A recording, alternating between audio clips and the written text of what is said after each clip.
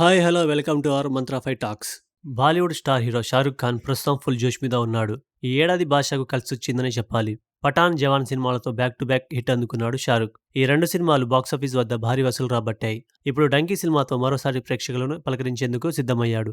Director Raj Kumar Hirani దర్శకత్వం వహించిన ఈ సినిమాలో తాప్సీ, విక్కీ కౌశల్ కీలక పాత్ర పోషించారు. ఇప్పటికే విడుదలైన పోస్టర్, ట్రేజర్, ట్రైలర్ ఆకట్టుకుంటున్నాయి. ఈ సినిమాలో చాలా కాలం తర్వాత కామెడీ ఎంటర్టైన్మెంట్ ఇవ్వబోతున్నాడు షారుఖ్. దీంతో ఈ సినిమా కోసం ఫ్యాన్స్ ఎంతో ఆసక్తిగా వెయిట్ చేస్తున్నారు. డిసెంబర్ 21న ఈ సినిమా పాన్ ఇండియా లెవెల్లో రిలీజ్ కాబోతోంది. ఈ క్రమంలోనే కొద్ది రోజులుగా మేకర్స్ ప్రమోషన్ను జోరుగా నిర్వహిస్తున్నారు.